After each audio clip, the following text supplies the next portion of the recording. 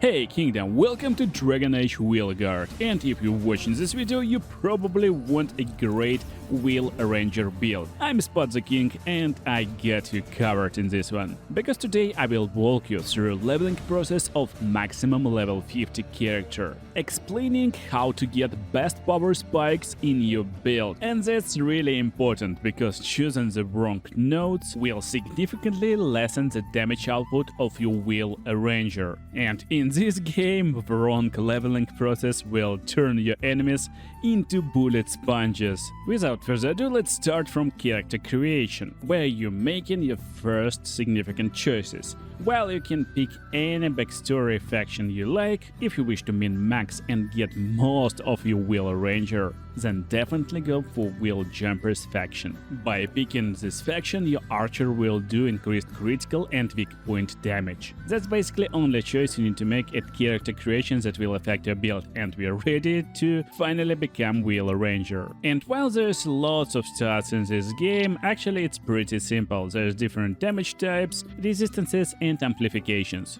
But most important stuff for us is our bow. We need to make sure we can use it effectively. Our first and biggest power spike will be when we get our specialization, Wheel Arranger. And to get it as fast as possible, we need to go down. So when starting as rogue, just pick the bottom node. It will give you a new trait, Exploding Arrow ability. By pressing quick attack and shoot bow button, you will be able to put exploding arrow on your target and he will blow up himself and nearby enemies. I haven't found myself using this a lot, but we just need to take some notes on our way to becoming Wheel Arranger anyway. I'm not using this skill a lot because I like to stay from the range with my bow, but sometimes we get attacked anyway. That's why losing less momentum is a great idea, and we definitely need this greater passive Endure. Momentum is your special stat bar. It's on the bottom of the screen, and it's basically like mana. You will gain it after attacking enemies, and you will lose when enemies attack you, and you will use it to cast your skills and abilities. To use ability, you need to hit certain threshold. The circles is the thresholds basically, so you can treat it as mana points or whatever. But right now we will get access to Rain of Decay arrows, and that's our main bread and butter ability for this build. It's doing necrotic damage, it's area control type ability, and basically you shoot arrows that going from the air right on top of the heads of your enemies. That's basically where the game starts, because you will get 3 points from the start of the game, and on the next levels probably you will want to get some passives. But that's where the biggest mistakes of the build can be made, in my opinion. Because yeah, probably you will want these passives for your arrows, because arrows in this game is limited. You will have a bunch of arrows available to you, they will recharge, but you need to learn how to control quantity of your arrows. And don't worry, this build will get you covered on this, but not now, because now we need to focus how to get our first and biggest power spike in the game to get our build to run and going. Right at level 10, and we taking the closest and fastest path possible. First of all, we taking passive Enervation to increase our damage versus barriers. Barriers is the white line above enemy heads, and it gives enemies extra layer of protection, but your range attacks always will do extra damage versus it. So from this passive you instantly becoming Mage Slayer. On the next level, we're going to take Debilitating Shock, so we take less damage from enemies who are shocked. And you may ask right now, we get no source of shocked right now, but don't worry, it will become completely broken in the few levels. The next level, we take in More is Better. We're getting more arrows in our quiver, so we need to care less about our arrow quantity.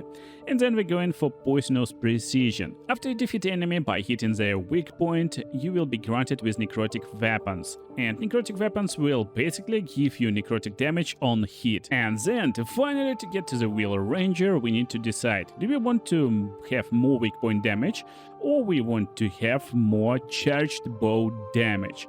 And I always like to have charged bow with this build, that's my playstyle. If you didn't know, you can hold shoot arrow button and it will charge your bow. You will see a circle, and when it's maxed out, it will mean that you will deal maximum damage with your bow. Damage will be effectively doubled, that's why it's really important to know and learn how to use it. And that's why getting extra 10% on top of already powerful attack is insanely powerful idea. Anyway, on the next level we get Lightning Quiver ability, our first electric ability with our bow. Still, it's projectile control ability, and we will use more area of effect abilities with this build, like Rain of Decay. So don't worry too much, just pick this node, it will give you extra ability power, ability damage, and move on to the next nodes. It will be Salvaged Arrow. Whenever you defeat an enemy, you will get +2 arrows, which makes it a lot easier to control our arrow count. Then we get into the Hunter's Focus that will give us ability to slow down time when we tap a button while aiming. That's more like a cool and stylish ability, it's fun to play with, but it eats your momentum, your mana, so don't overuse it too much if you like to use your abilities. But coolest part, right after this node, you can get your specialization. You can become Veil Ranger. Yeah, it requires no skill points, so you can basically get it for free and unlock your ultimate ability. Twin Gifts of Arlatan is the ultimate ability of Veil Ranger. It deals a lot of electric damage, and basically you shoot into weird things in the air, they starting to run around and hit enemies while doing insane amount of electricity damage. But the most powerful stuff for our build lies over here, right in the Veil Ranger ability tree. You won't get access here by picking other classes, so you can have only one specialization at the time, and that's how we will make our character completely broken in few levels. But before we're going into later stages of the game, let me show you how this character will play out early, and how to use your abilities in the early stages while your bow is not yet very effective. And yeah, speaking about bow, the bow we are looking for this build is named Concentration. It's uncommon bow, and this bow is insane for our build, because when you hit your target, you will apply electric vulnerability to it, and also electric vulnerability will be 25% more powerful. You may ask why we need this electric bow when our main ability is necrotic damage, and you will know it just in a few seconds right after I will show you how we play this Veil Ranger in extremely early game. Most problematic type of enemies you will see right now. So guys with big yellow bar above their heads. This yellow bar means they are protected, they are armored, and you will deal significantly less damage with your range attacks against armored guys. You will see it right now. So basically our charge attack will do extra damage. You see he was vulnerable, but if we shoot with a bow, he will be resistant to it. And resistant means he will basically lower the damage 2 times instead of doing full damage. Still, doing charge attacks is a great idea to do against these protected enemies, and you want to learn how to make them consistently. Just charge your bow, wait for the perfect time, and shoot your bow. That's how you play your ranger, basically. But don't hesitate against targets like this. You always want to use your normal weapons at early stages of the game while you're not extremely overpowered with your gear and levels, of course. And don't forget, even bow attacks will charge your momentum, your mana bar, and you will be able to use your abilities. Our main ability is Rain of Arrows, of course, but you can use this single target electric snake attack. It will do significantly more damage to some constructs and other enemies who are vulnerable to electric damage type. You will find out it by yourself. Exploding arrow is a nice skill to have, but it takes just so much time to put this arrow on an enemy, and it blows up almost instantly, so you have no time to set up some traps and other stuff. That's why Reign of Decay is my favorite ability. You shoot these arrows, they stay for a long time, enemies is almost stunned while in this area of effect, and you can use your basic swords while they are stunned. For companions, I recommend someone with heal and someone with taunt or just like melee fighter, so this enemy is not always sticking to you. And you will find lots of fun in this game. While we're getting ourselves ready for the mid-game power spike, and it won't take long. We just unlocked Wheel Ranger category, and there's two parts, left and right, where you can allocate your skill points. First of all, we need to unlock Storm Pass. It's ability, area, and projectile at the same time. It's really good, and you can scale this ability a lot. Since our main ability, Reign of Decay, is area ability, we will focus mostly on area effect. But Storm Pass is also useful, especially if enemies standing in line in front of you. But here is the biggest part of our build. You want to go to the right part, get Shocking Melody, and Shocked will be increased duration. And if you don't know, Shocked is basically condition when enemies taking electric damage over time while being staggered at the same time with the same damage. But most importantly, we will unlock the node over here, Lightning Splash ability upgrade. You will upgrade all area abilities and they will inflict shocked condition. From this point of the game, our Reign of Decay will inflict lightning shocked condition upon enemies and they will take electric damage over time. And that completely breaks this ability. Reign of Decay will kinda micro-stun enemies if you remember.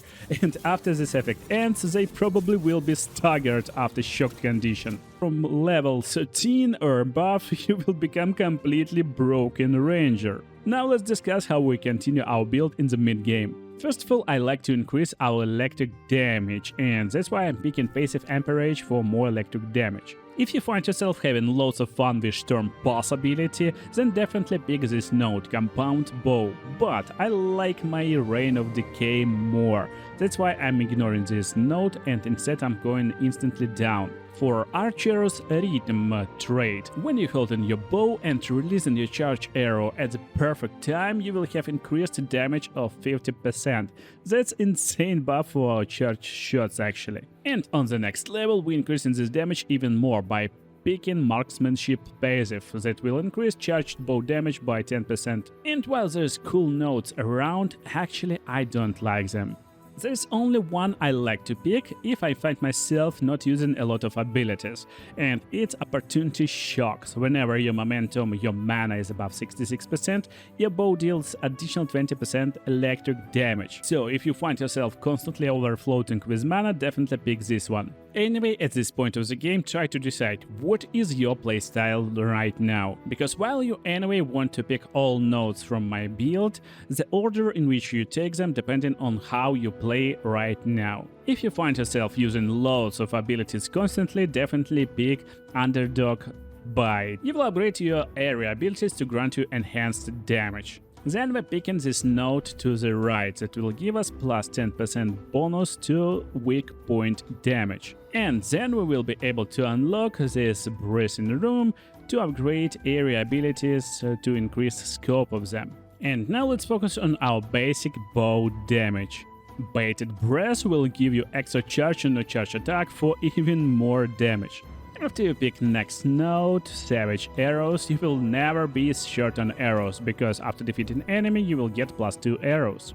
And now it's time to aim for the next big power spike. Collateral damage is insane. It upgrades area abilities, and whenever you're hitting multiple enemies with a single area ability, you will deal more damage for each enemy hit. And while we're going for this node, we will get Determination for more momentum, Keen Eye to generate more momentum from our bow attacks. Then you need to decide if you're using skills more, then definitely get Burst of Speed to gain more momentum generation, but if you like more general arrow shooter, then go for Bulwark for more arrow generation. And finally we're getting our single target ability, Relying Bolt. You can use it on multiple targets too, but most importantly it will apply Weakened to your target. And Weakened means he will deal less damage. Also, just by picking this node you will get more ability damage for all your abilities. But anyways, this ability greatly stacks with other passives that will reduce damage we take from shocked enemies, and then we get in Amper Rage for more electric damage. The next node will activate more physical damage fast when we killing someone with a weak point attack, and finally we get in this collateral damage. Also, I forgot, before moving to the collateral damage, there's a great passive node, Light Armor Master. I really recommend to get in 2 light armor pieces for yourself, and you will get more charged bow damage, which is insane for our playstyle. Anyways, that's our mid-late gameish setup for our Wheel Ranger, and when you reach maximum level, you will get 20 more points total. Anyways, that's what we have right now. We can charge our bow 2 times, and it will deal significant colossal damage to our enemies, especially if we hit critical strike on their weak points, just like that. Playstyle in the mid-game will be just as you imagine it. You're a classic archer, you're standing from the distance, shooting your bow and destroying enemies by hitting their vital parts. But some enemies is very fast, and they will try to ambush you and come close. That's where comes your area of decay. You will stagger them, you can break the distance, get away and shoot them down. If they're not approaching you, it's a nice idea to put your mana bar above 66% of course, to get this passive for even more deadlier damage, because your bow will deal significantly more electric damage on hit while your mana is up and high. Overall, I wanted to play archer, and actually I got what I wanted. So this archer build will give you ability to kind of have mini games. You need to aim a little bit, you need to hit vital parts, you need to be precise with your skill shots, you need to precisely time your shots to deal significant damage.